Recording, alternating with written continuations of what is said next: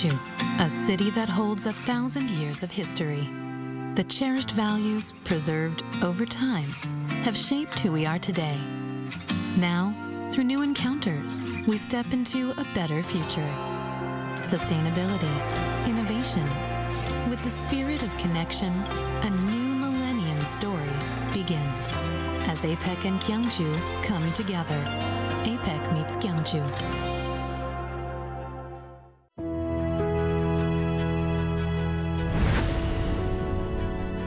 The moment we wear it, our spirits lift.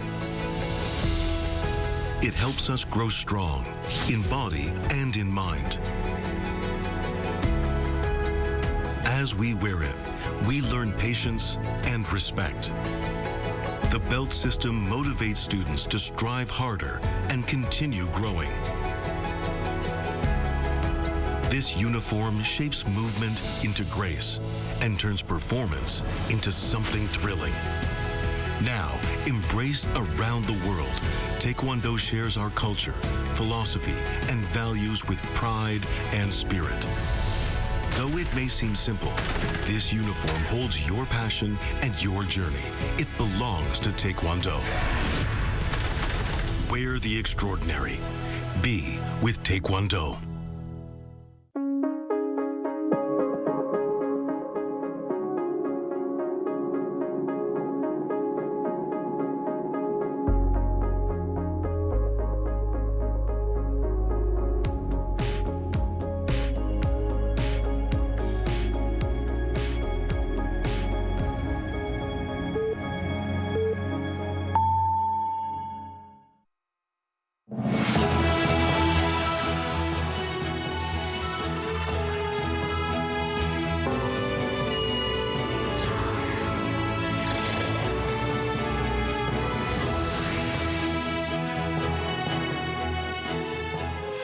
U.S. President Donald Trump is expected to arrive in South Korea on October 29th and stay until the 30th for the APEC Leaders Meeting in Gyeongju.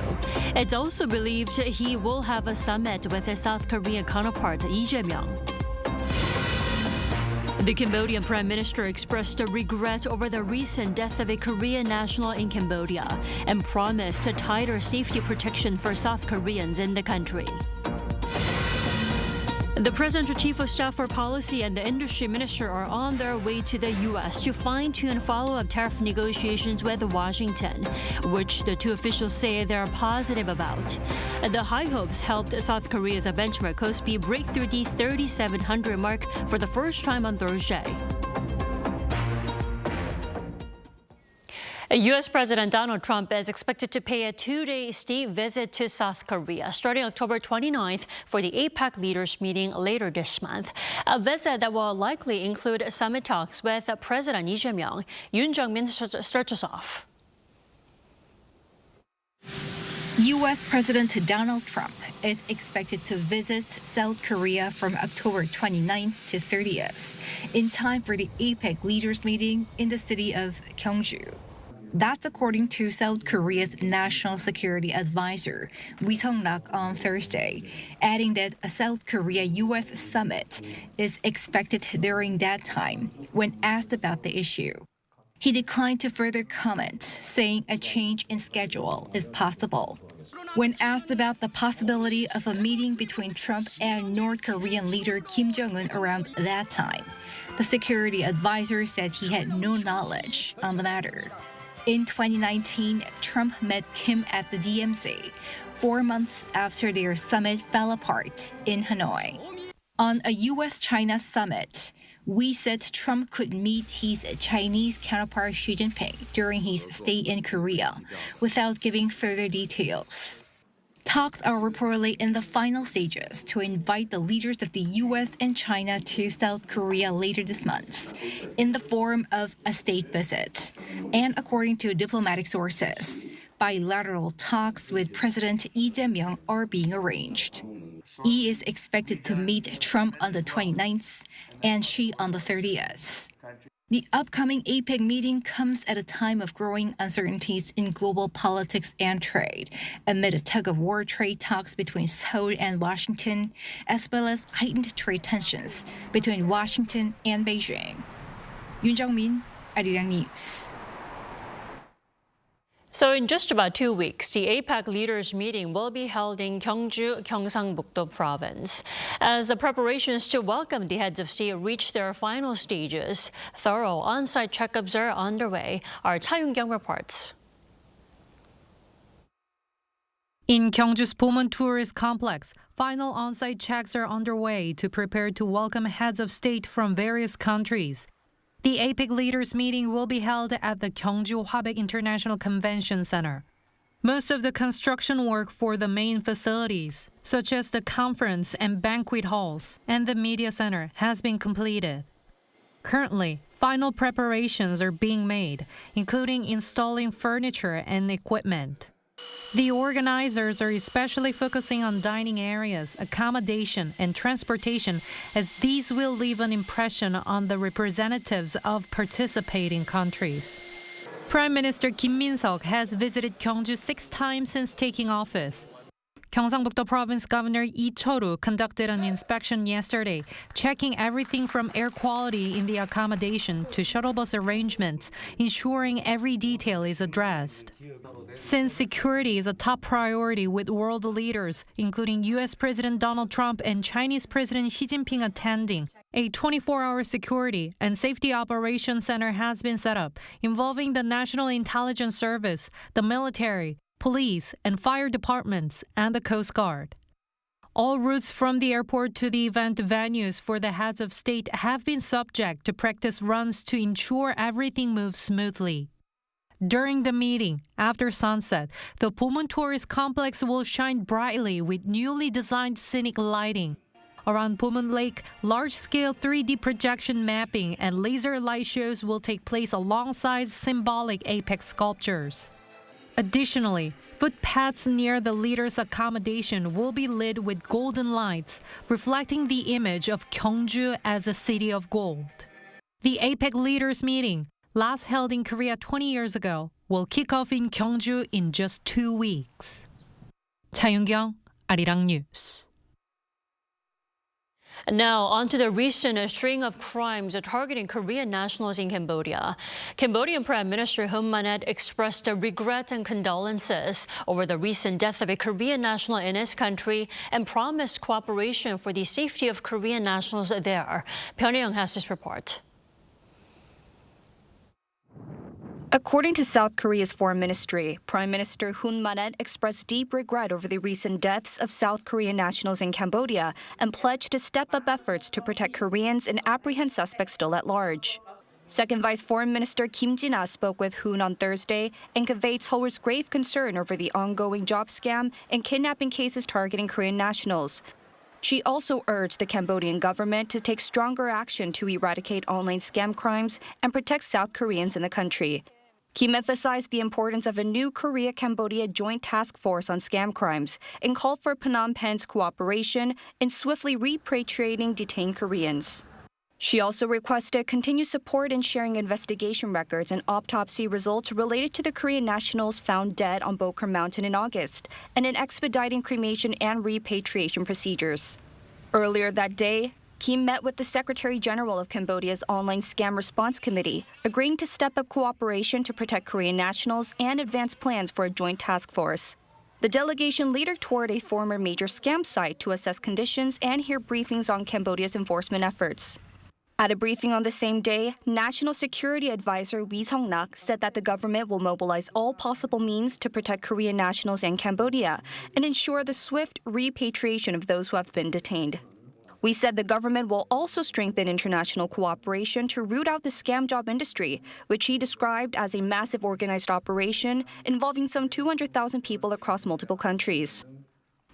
We will work not only with Vietnam and Thailand, but also review all 190 overseas missions to identify potential threats, while strengthening cooperation with the United States to root out transnational crime networks.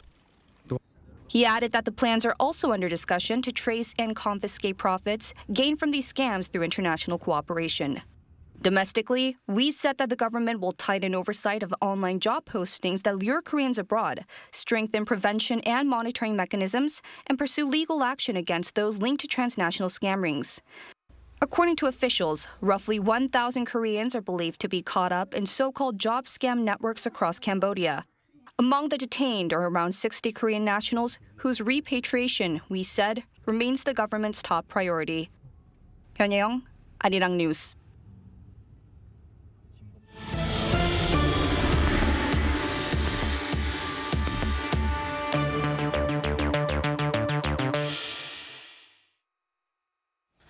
Tariff negotiations between South Korea and the U.S. appear to be reaching its final stage, with officials from both sides hinting a deal is imminent.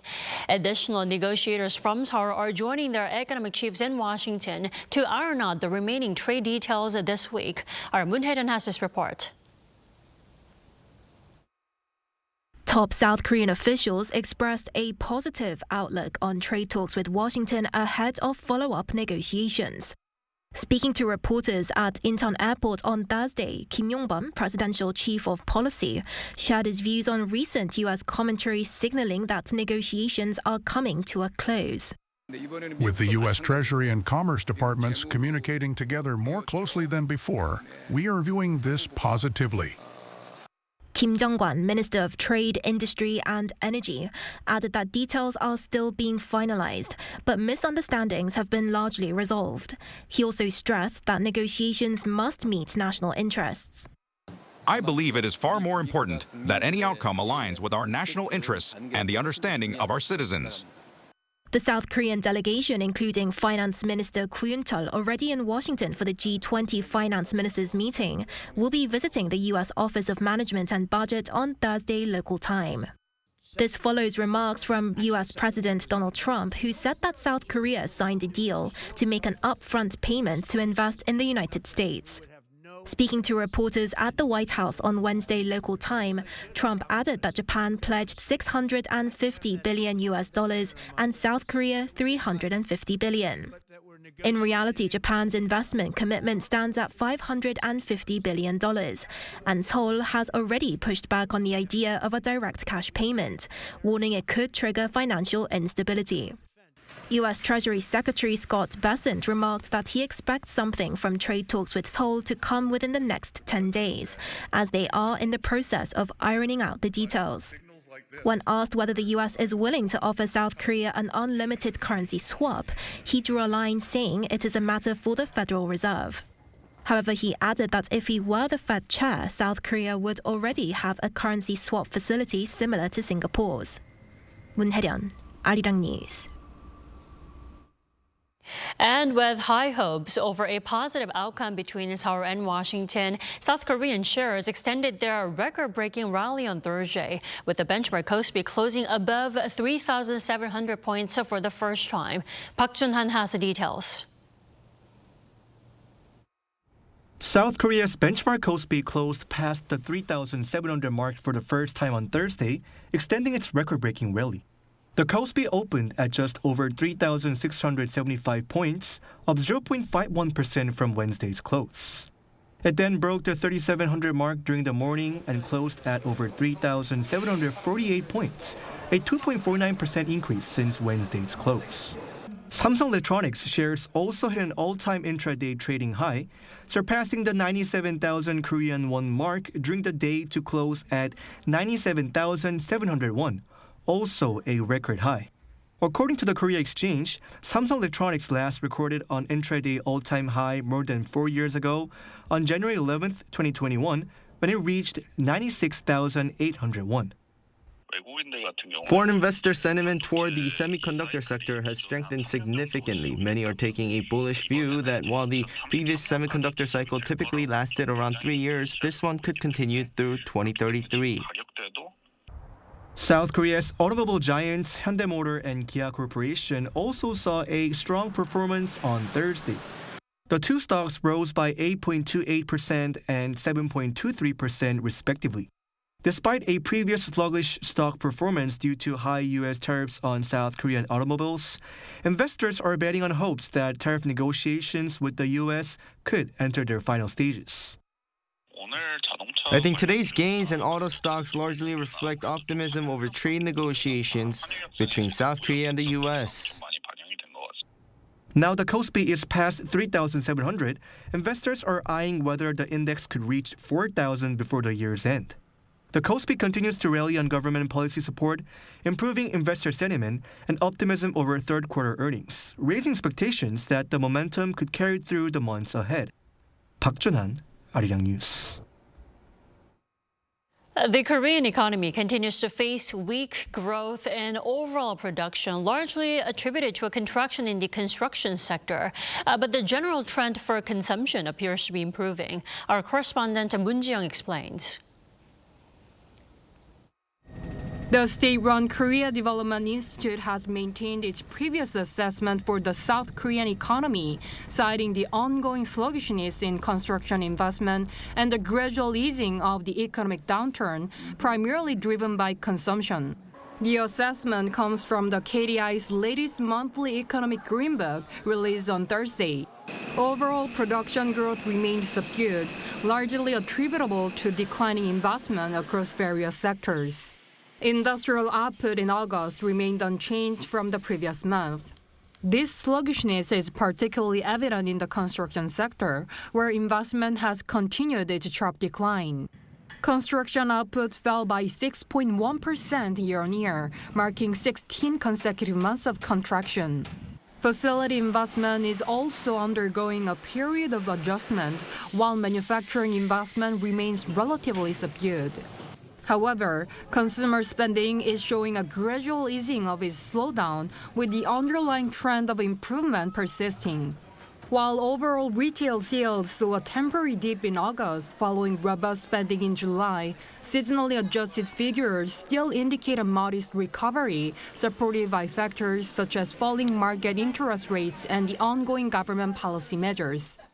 Meanwhile, global trade uncertainty remains elevated, posing downside risk to the export-driven economy. High tariffs on Korean motor vehicle exports to the U.S. notably remain in place, further contributing to these challenges. This comes as China announced plans to tighten export controls on rare earths, and the U.S. signaled potential additional tariff increases on Chinese goods. Moon Ji-young, Arirang News. President Lee Jae-myung, who has been saying that cutting red tape is a key to South Korea's economic growth, chaired another open debate today, which was joined by ministers, business leaders, and experts.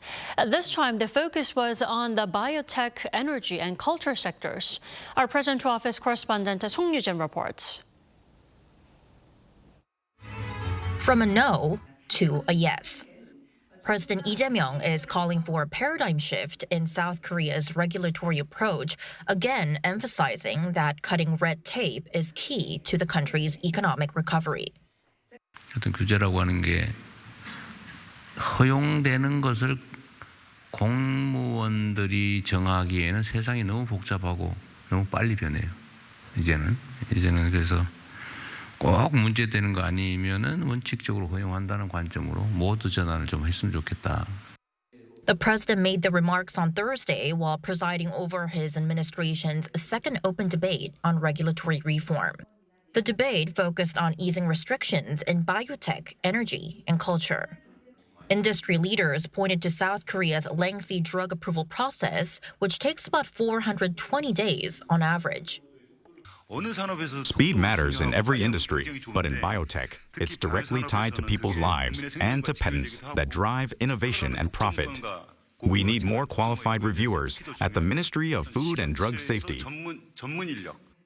In response, the ministry plans to add 300 new reviewers and speed up the process, aiming to cut approval time to under 240 days. In the energy sector, the government will streamline import procedures for recycled resources like used batteries and lower the 3% import tariffs next year. This is to secure key minerals such as lithium and rare earths, a move already pursued by major economies like the U.S. and Japan.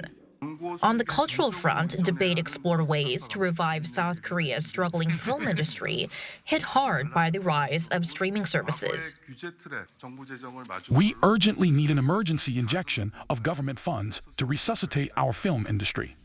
Once capital starts circulating, producers will have more choice, and major films can return to theaters.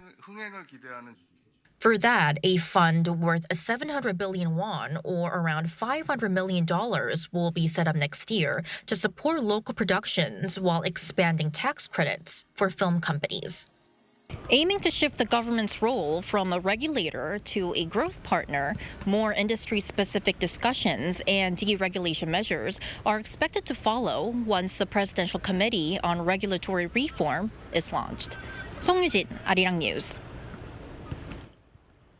Now, in the Middle East, Israel and Hamas have reportedly begun talks on the second phase of the U.S. proposed peace deal. However, doubts over reaching an agreement are rising, as the first phase has yet to be completed following delays in the handover of the bodies of the dead Israeli hostages. Park Kwon-woo has more. The second phase of negotiations between Israel and Hamas is now underway despite the failure to complete the first one. As of Wednesday, only 9 out of 28 bodies of Israeli hostages killed while in captivity have been handed over by Hamas to Israel with the help of the Red Cross. Although the deadline for the full delivery passed earlier this week, U.S. President Donald Trump said Hamas was doing its job amid accusations that it's failing to comply with the deal. Well, they're looking for him, absolutely. They're looking. It's a gruesome process. I almost hate to talk about it, but they're digging. They're actually digging. There are areas where they're digging and they're finding a lot of bodies. Washington is reportedly working with mediators to help recover and return the remaining bodies. However, Israeli Defense Minister Israel Katz said Wednesday that the Israel Defense Forces are preparing a plan to renew the fighting and completely defeat Hamas if necessary. The second phase of the 20-point peace plan led by Trump includes thornier issues such as post-war governance in Gaza and the disarmament of Hamas. Trump has said the U.S. military will not be involved in the disarmament process. One of the key sticking points remains who would oversee Gaza's security after Hamas's disarmament.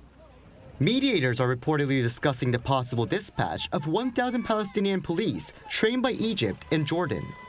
But this could face pushback as Israel has resisted security assistance from the Palestinian Authority. With several contentious issues still unresolved, eyes are on whether both sides can reach any meaningful agreement down the road. Park Kwon-woo, Arirang News. The South Korea Supreme Court has sent back the high-profile divorce case involving SK Group Chairman Choi Tae-won for a reconsideration.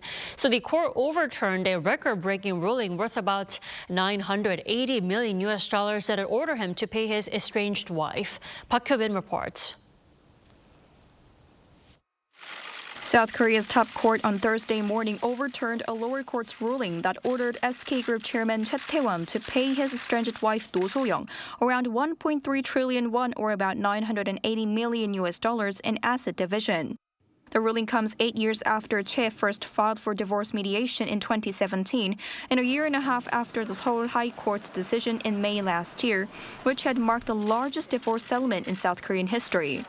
The case will now return to the Seoul High Court for a new review. Choi's legal team welcomed the ruling, while no side said they had no particular comment. We hope today's ruling will clear up any misunderstandings or speculation. The plaintiff will do his best to proceed with sincerity in the retrial. At the center of the ruling was the question of asset division. The court determined that the 30 billion won, or about $21 million Do received from her late father, former President Do Tae-woo, cannot be considered part of her contribution in the property division, as it was obtained through illegal means. As such, the justices ruled that the SK shares that stemmed from those funds retain their illegality, and that Do So-young cannot legally claim them as part of her contribution to the company's growth. This means that the final amount Choi must pay in the property division will likely be readjusted in the retrial. However, the court upheld the previous ruling of 2 billion won, or roughly $1.4 million in compensation.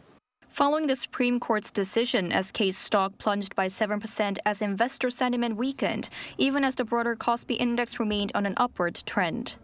Park Hyo-bin, Arirang News.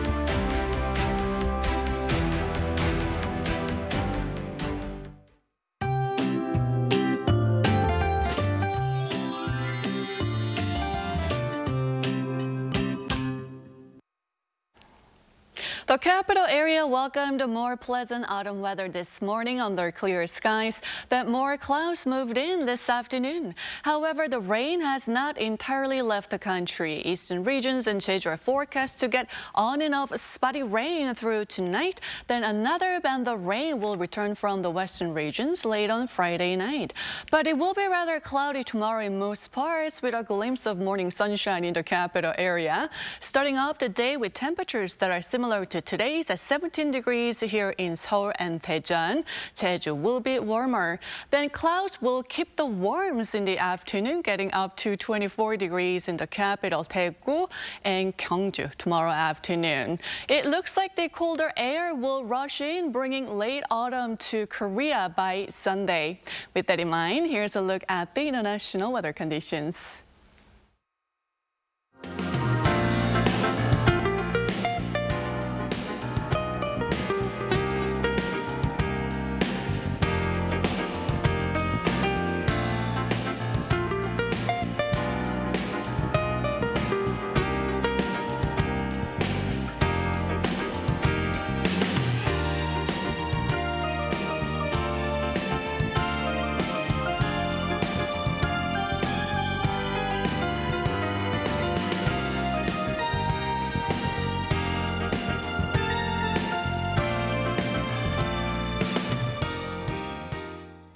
That is all we have for tonight. I'm Kim Dami. From all of us here at Arirang, thanks for watching and good night.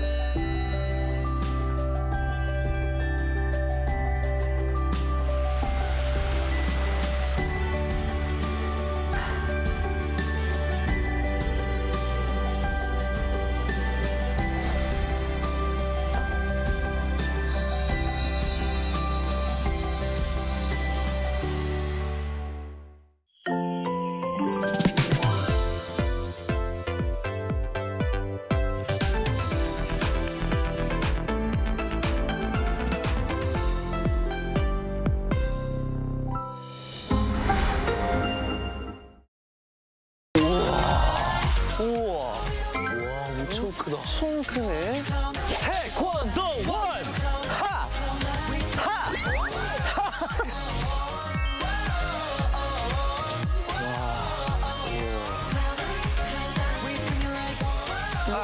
아직까지는 쉽네. 잠깐만. 너 안 쉬워. 오! 힘드는데?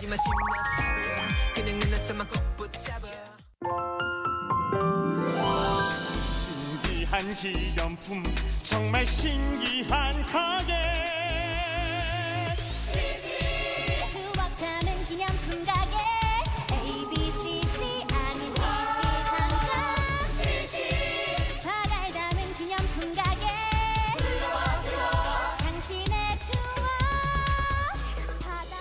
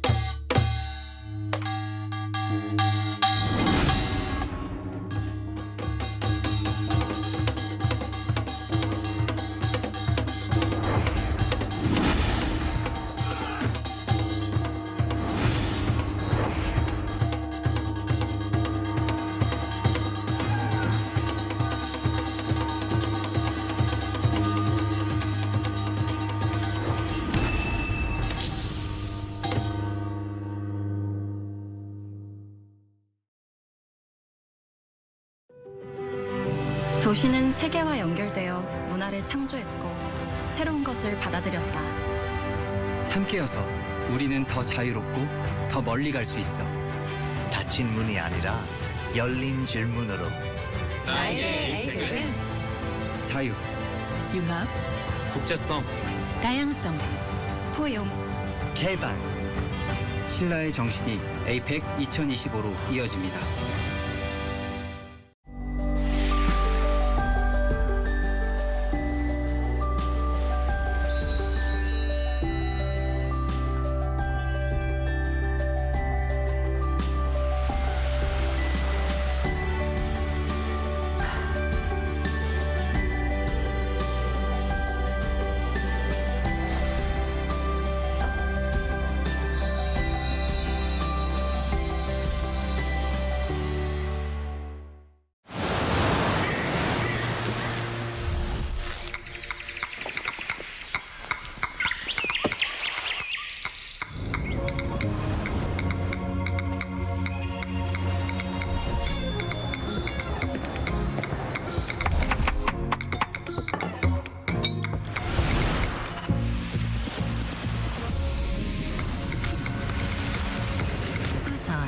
Lair the Peak.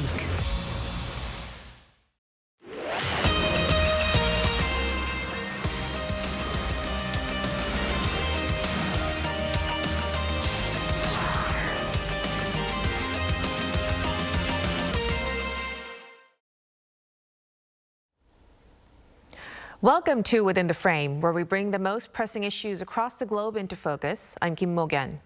Today is World Food Day, a day to recognize the fundamental right to food and to raise global awareness of the growing threats to food security. Around the globe, nearly 800 million people are going hungry, not because there isn't enough food, but because access is increasingly fragile. Climate change, armed conflict, and inflation are all reshaping how food is produced, priced, and even distributed. For a deeper discussion on this, we are joined in the studio by Hyunji Angie Lee, Director of the Seoul Global Office at the World Food Program. A big welcome. Thank you. Thank you for joining us. Thank you. So let's delve right in. So today is the World Food Day. In light of this, the issue of food security seems to be even more important than ever nowadays. For our viewers, could you assess the current situation of the global food security? Sure. So global food insecurity is at a record high level today, with millions of people facing famine in places like northern Sudan, and over 319 million people suffering from acute global hunger across the globe. As you pointed out, there are multiple and overlapping crises that contribute to this worrying trend. But the main driver of hunger is conflict. It disrupts food production. It fuels displacement, putting vulnerable populations even more at risk. The majority of the global food insecure populations actually live in fragile and conflict-affected settings. Now, this is compounded further by economic volatility and high inflation.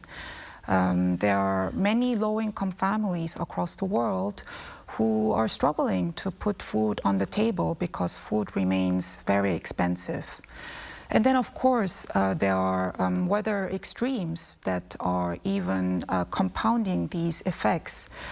I mean, these climate extremes, they cause destruction of crops and livelihoods. And they really complicate things for people who are really making ends meet on a daily basis. This is why we really need to all come together for urgent action and international support to really address the root causes of hunger. And I think this is a nice segue for me to introduce you to the World Food Program, because I suspect that many of your viewers will not be very familiar with our organization. So the World Food Program is the world's largest humanitarian organization and is known to save lives in emergencies.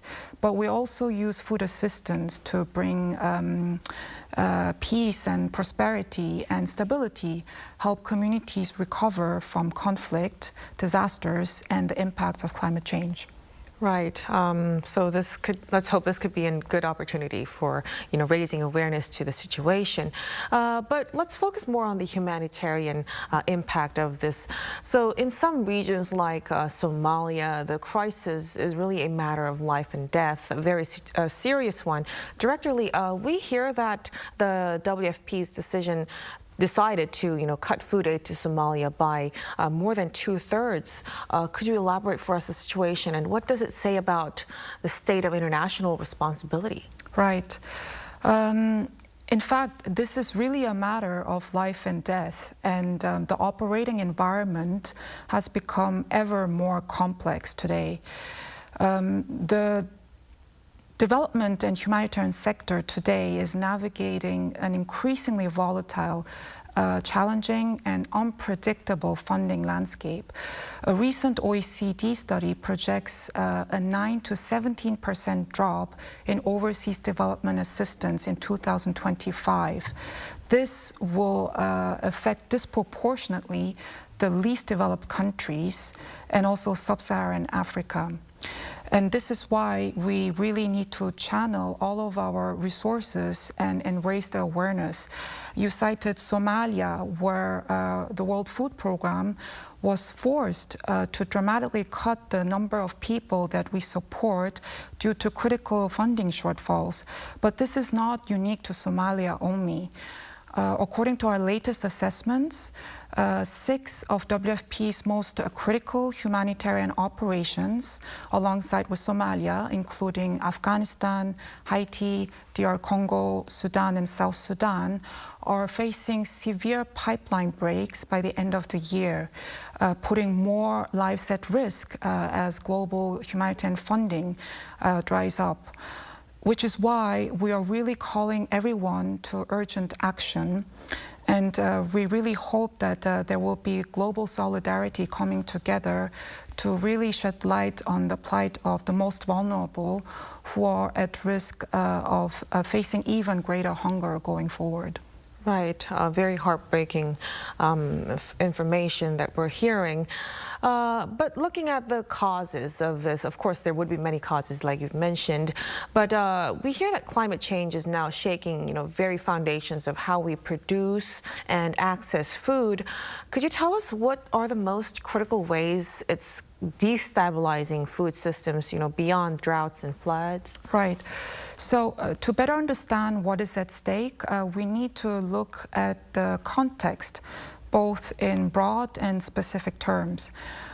Over the past decade, 1.7 billion people have been affected by weather-related disasters.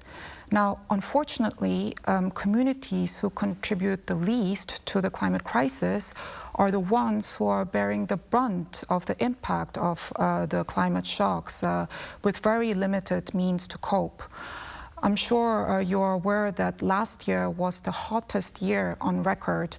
And according to our assessments, approximately 96 million people have been pushed into food insecurity due to climate extremes. And the impact was particularly severe in regions such as South Asia, Southern Africa, and the Horn of Africa. Now, we also need to remember that these climate shocks do not occur in vacuum. They are compounded by economic volatility and, most importantly, by conflict. And this is why it's really important to remember that these compound shocks are really restraining systems and also eroding the resilience of communities. And by resilience, I really mean the capacity to rebound, to bounce back and recover. And so we really need to look at a longer-term and sustainable solution, moving away from short-term aid and really investing in long-term resilience. And humanitarian organizations like WFP have a particular focus on doing that in the most fragile context in the world. For example, in the Sahel, we have supported 4 million people with integrated solutions to provide support to rehabilitate ecosystems, to provide enhanced nutrition support, and also to put children back to school, all together resulting in reduced humanitarian needs in the mid to longer term. Right. So those efforts would be definitely helpful. And, you know, you've mentioned the extreme weather conditions. It's being observed in many parts of the world. In fact, South Korea also experienced a severe drought in Gangneung area. It's a clear example that we're also suffering from that. So from a food security standpoint, Director Lee, could you tell us what kind of concerns could these kinds of severe weather conditions actually bring? Right. So I think the dilemma really resonates stronger when it hits closer to home, right? And across Asia, recurrent droughts, floods and typhoons are really disrupting local food systems and livelihoods across the board. For a region that accounts for a majority share of the global agricultural losses at an average of 23% worldwide. Transforming food systems is really essential and urgent. And as I said before, we really need to shift away from short-term aid and think about what are scalable solutions that stick, that really invest in resilient local food systems.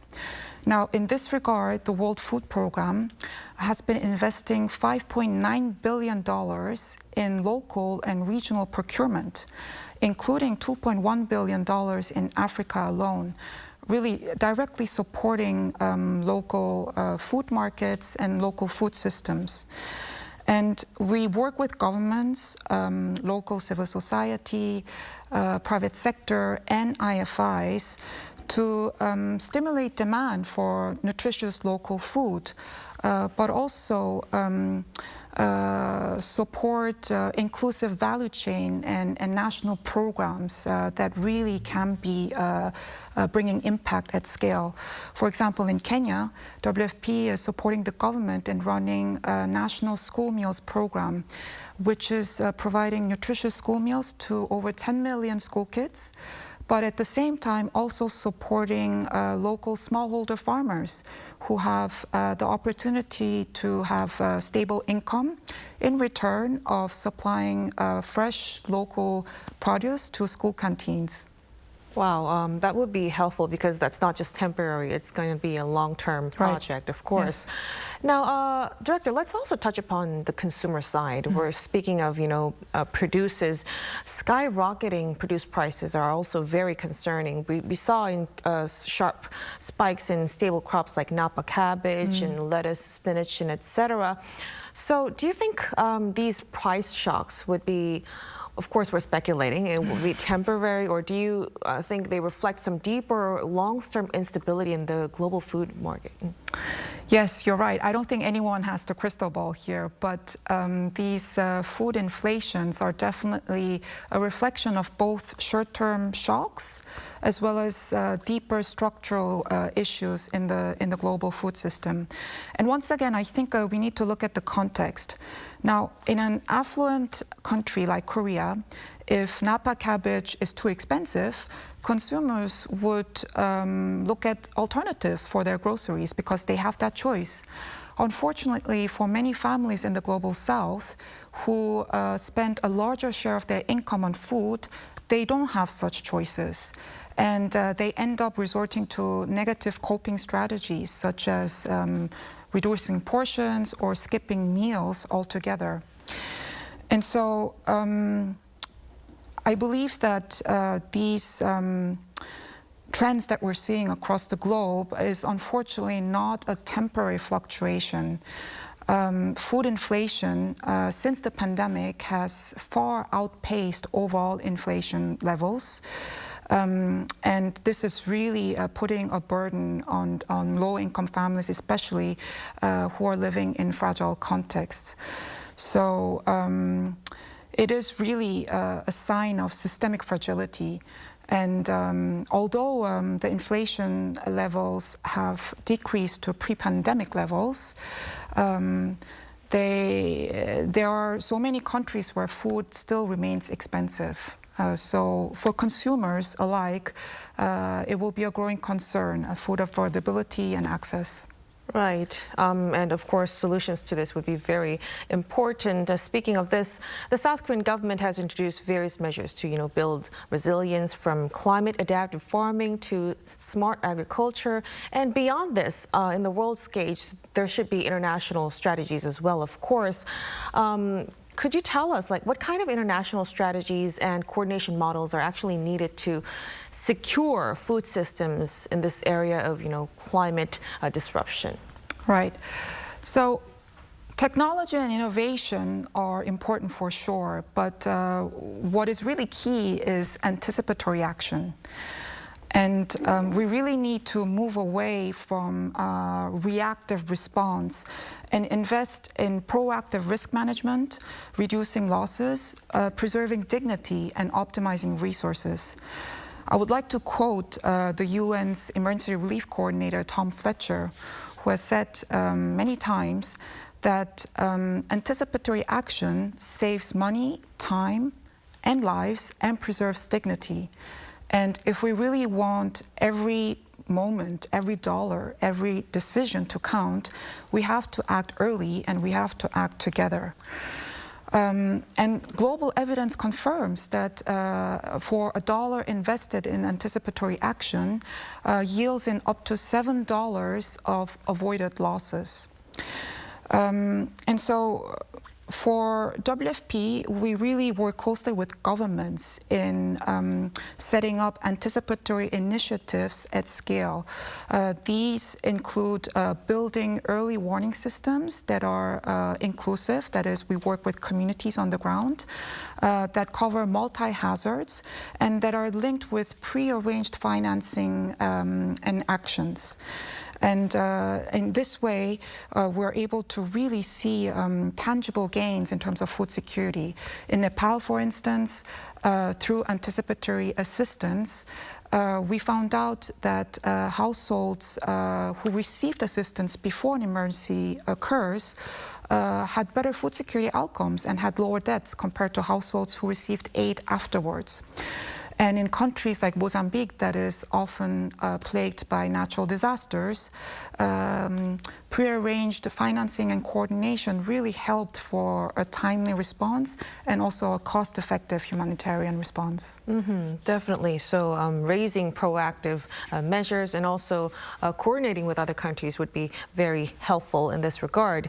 Now, you've mentioned a lot of efforts that the WFP is doing, but tell us again, what is the role of this WFP Korea office in addressing food crisis in developing countries, and what are your planned future initiatives as well? Thank you for that question. So WFP is completely voluntarily funded. And our resources come mostly from our government partners and our member states. Now, Korea is really a unique case in point, because here's a bit of tidbit history that maybe not many of your viewers might know. Korea used to receive World Food Programme's food assistance for nearly 2 decades until the 1980s. Now today, Korea has become a really major donor to multilateral assistance, and for WFP specifically, last year, it has become the top 5th public donor to WFP operations globally. Now, the trajectory of Korea from once an aid recipient country to a major player of multilateral cooperation is truly remarkable and inspiring. So the goal of WFP Seoul Global Office is really to strengthen the strategic partnership that we have with Korea across the public and private spectrum. We work very closely with our government counterparts, including the Ministry of Foreign Affairs for humanitarian assistance in emergencies. We also work very closely with KOICA for longer-term development projects that invest in school meals and climate resilience. And we also work with the Ministry of Agriculture, Food and Rural Affairs, who provide Korean rice to refugees and IDPs globally.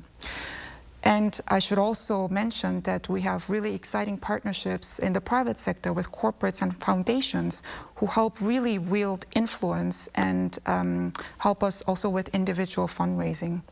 So looking ahead, we would like to strengthen and deepen this partnership with Korea.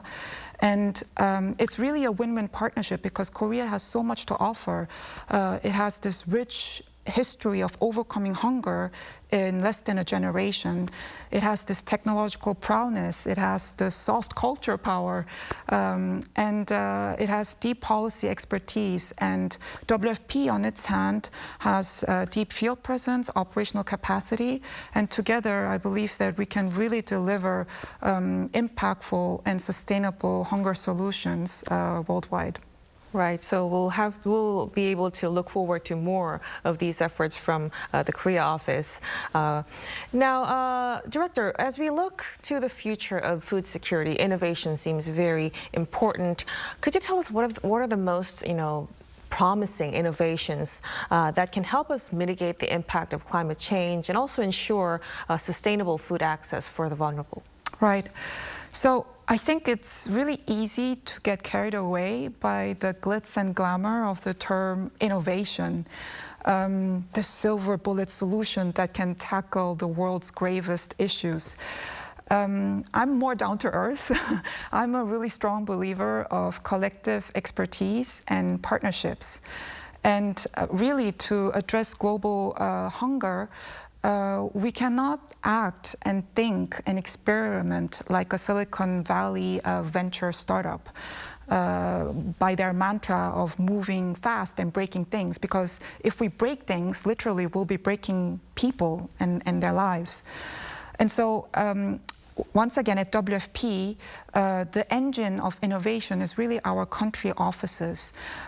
We have a vast presence in over 120 countries and territories, and we're building a network of really hands-on, tangible, innovative country office innovation teams who are better placed to articulate what the problem is that we're trying to solve, right? Because more than often we come with ready-made innovation formulas and we try to find problems for that. It should be the other way around. We are working closely with our communities to really help address their unique needs in the local context.